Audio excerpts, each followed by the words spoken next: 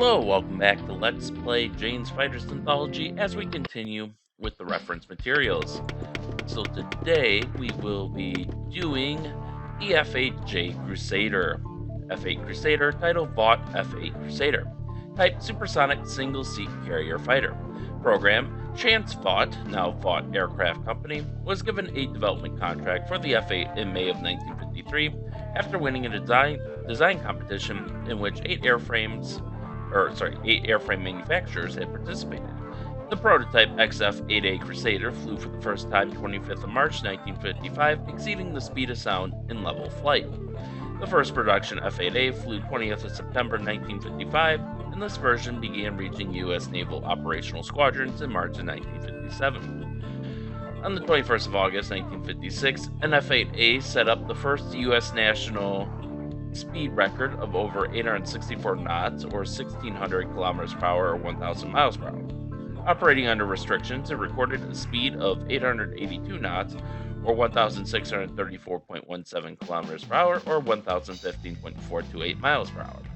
On 16th of July, 1957, I think that's supposed to say, an RF-8A photo reconnaissance version of the Crusader set up the first supersonic U.S. transcontinental record by flying the 2,125 nautical mile or 3,936 kilometer or 2,445.9 miles from Los Angeles to New York in 3 hours, 22 minutes, 50 seconds at an average speed of 628 knots or 1,164.39 kilometers per hour or 723.52 miles per hour. An outstanding feature of the F-8 is its two-position variable incidence wing. This provides a high angle of attack for takeoff and landing, while permitting the fuselage to remain almost parallel to a flight deck or runway for good pilot visibility.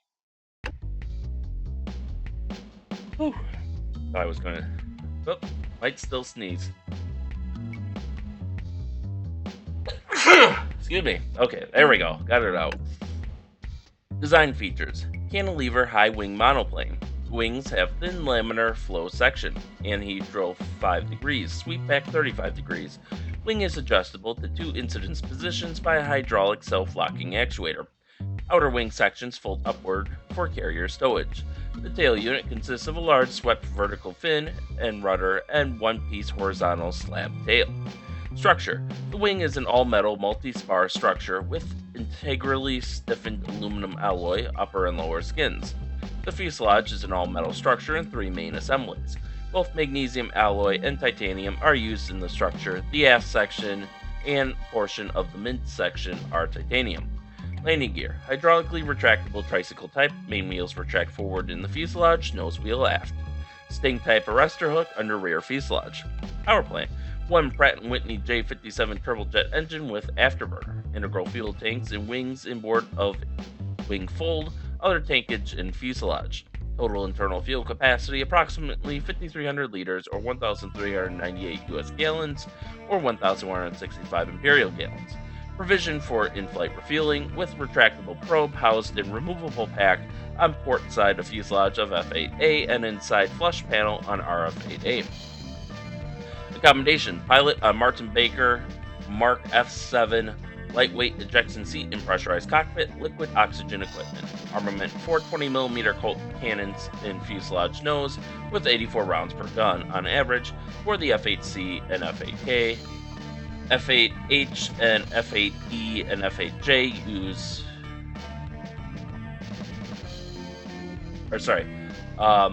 84 rounds per gun for the F-8C, F-8K, F-8H, F-8E, and F-8J, and 144 rounds per gun for the NTF-8A and F-8F and F-8L.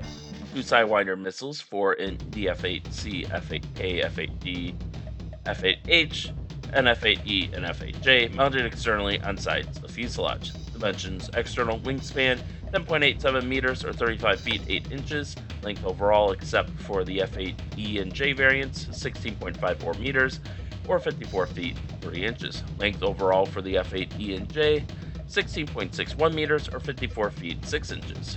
Height overall, 4.8 meters or 15 feet 9 inches.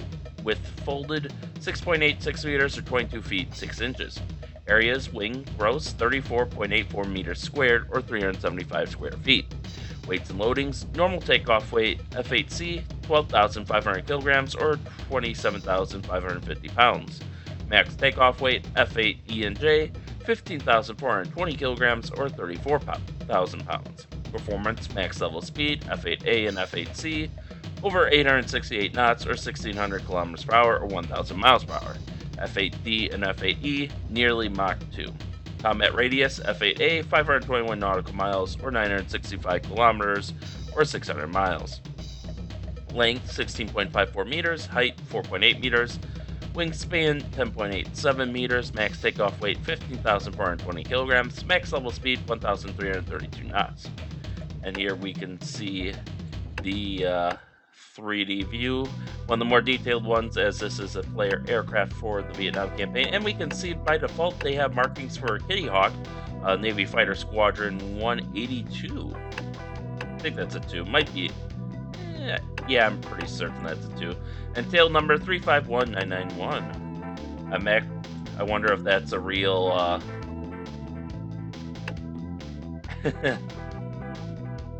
You can tell on the front they kind of just mirrored that. But I wonder. I presume it's an actual aircraft that they modeled this off of. I'm kind of curious of its history now. Let's see if I can actually find anything on it real quick. I assume the fighter squadron is real too. Let me just check quick. VF 162. Yep, VF-162 was an aviation unit established on 1st of September 1960 and disestablished on 29th of September 1971 that flew the F-4D-1 Skyray and the F-8 Crusader. They operated from the Oriskany, the Ticonderoga, and the Shangri-La. VF-162 had the second highest combat loss rate after VF-111 of F-8 units deployed to Vietnam. So I don't think, I don't see anything in their history about operating from the Kitty Hawk. F-8 Crusader tail number 351991.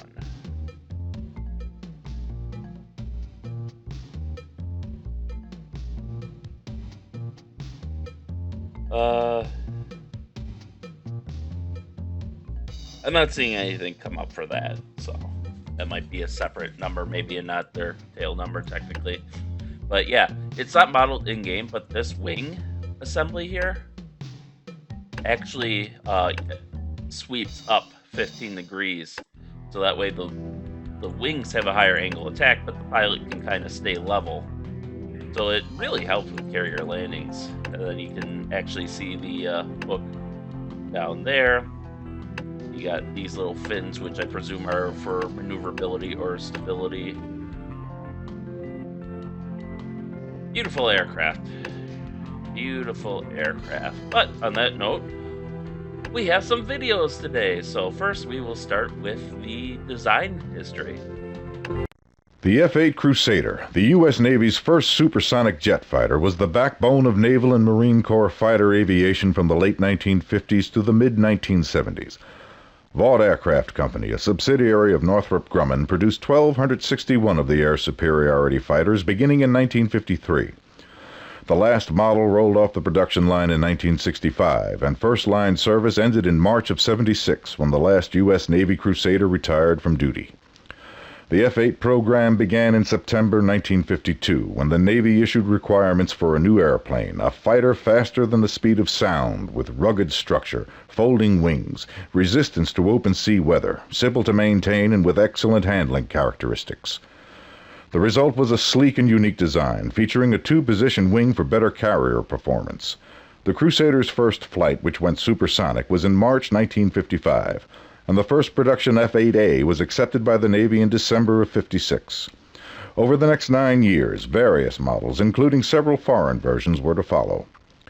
Powered by Pratt & Whitney's J57 turbojet engine, the F-8 could reach speeds of Mach 1.7 and had a combat range of 600 miles without aerial refueling. Armament featured 2 Sidewinder AAMs, 4 20mm guns, and early models had a built-in rocket pod with Mark 32 Zuni rockets. The aircraft could also carry bullpup air-to-ground missiles and could deliver conventional bombs and other ordnance for close air support or air interdiction missions. And I think that video better shows the that incidental wing design, as on the ground a lot you saw that wing was elevated to its 15-degree position. And I actually didn't know about the integral rocket launcher. That was kind of interesting. That's from like an earlier era of air-to-air combat, I think, because originally it was before guided missiles really became popular. For taking down fleets of Soviet bombers, they were actually proposing a time delay fused or distance fused or proximity fused, I guess, unguided nuclear rockets, which, yeah, good thing those never really got used. I think one was tested, but fortunately we had Sidewinders and stuff get developed, so we didn't have to rely on those. So, but yeah, I can see why that was deleted. That looked like it looked like a complex system for deployment, one that would have been heavy too, for very minimal gain, really, when you can just sling a pair of rocket pods under the wings. So I can see why it didn't persist. And with that, we have our second video, the operational history video. The F-8 Crusader was designed to fulfill the need for a new and advanced carrier-based air superiority fighter interceptor for day operations, one capable of performing a close-in and area defense role, as well as supersonic speeds in level flight.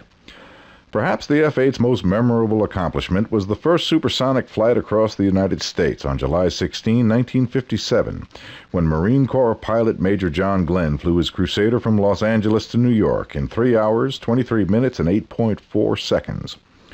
Other Crusader firsts included a 1,015-mile-an-hour flight over a 15-kilometer course at Channel Lake, California, setting a new national and world speed record for other than experimental aircraft. Over its 31 years of operations, the F-8 earned the reputation as the last of the gunfighters. Designed as the Navy's last fighter to use cannon as its primary weapon system, the Crusader's flight envelope and training tactics revolved around one principle: dogfighting, a concept long abandoned in today's beyond visual range radar-guided environment. The Crusader's ability to excel in the fighter versus fighter arena was proven in Vietnam, where the F-8 emerged as the premier U.S. dogfighter and gained the nickname MiG-Master. F-8s achieved a kill ratio of over 6-to-1, claiming 20 victories against only 3 aircraft lost to Soviet-built MiGs. And actually, dogfighting is still practiced these days. That's kind of why Top Gun was established. And if you look throughout history, you know, all these beyond visual range missiles generally have kills far shorter than what their maximum range would make you think they'd be capable of. And the reason for that is because, unlike in most games or even movies, missiles do not fly at a constant speed over, well, most missiles don't fly at a constant speed over their lifespan. They typically have a boost, or like a boost glide system, where they have a rocket motor that fires for the first 5-10 seconds of launch, whatever, that accelerates it up to its maximum speed, but then the rocket motor runs out of fuel, so it's coasting the rest of the way and losing energy, which means at short ranges, where it's still got a lot of speed, then the missile is certainly very capable, but out towards its maximum range, it's really only going to hit a target if it's constant speed, constant course, not maneuvering, not going evasive. So, like, all these systems where you see, oh, we can hit targets out to 300 nautical miles, realistically, unless they've got, like, a ramjet system or something that's going to maintain a high speed throughout the whole flight profile, they're not going to be hitting a lot at that maximum range. Now, there's obviously been a lot of work into that issue so we can have true BVR. I know the latest versions of the AMRAAMs use like a dual pulse motor, so there's one rocket motor that fires at launch, and then I think another fires um, before it closes in for the kill to give it a boost of speed. I know the Meteor uses a ramjet system that operates continuously through its flight. And I think the reason for this predominantly is obviously if you stick a cruise engine in there, like with the Tomahawk missile, Tomahawk has a turbojet engine in it that runs continuously. It has to for its for that low altitude profile that it runs, where it's flying nap of the earth. There's just too much drag and resistance otherwise for it to have that huge, enormous range. But by putting an engine like that in there, you're adding a lot of weight. And certainly all the fuel for it, that's more weight. So eventually you get a missile that ends up costing as much or almost as much as the jet you're hoping to take down with it. So kind of a history on that and to correct him, because dogfighting certainly is still a skill that is taught. I mean, just look at certainly in the skies over Ukraine right now, MiG-29s, they have barely anything more than within visual range stuff. They have, with the Alamo missile, that's probably their longest range missile, and that's maybe out to 40 miles at best. But honestly, they don't even have a chance to engage because of all the long range Soviet stuff, unless they hug the ground and then pop up for the kill. Likewise, the Navy Hornet that shot down a Syrian fitter a couple of years back, that was pretty close to within visual range. He used the Sidewinder and then an AMRAAM, I think, for the kill. So he had to been within around 10 nautical miles or so. But yeah, that is still a skill. Maybe in another 20 years, dogfighting might finally cease to be of any value, or not of any value, but of most value, with investments in like ECM and tactics and stuff being more valuable. But for now, dogfighting is still of some value. So, and I think we will conclude things there for today. So with that, thank you all for watching, and stay tuned for next time, and stay safe out there, and we'll see you then.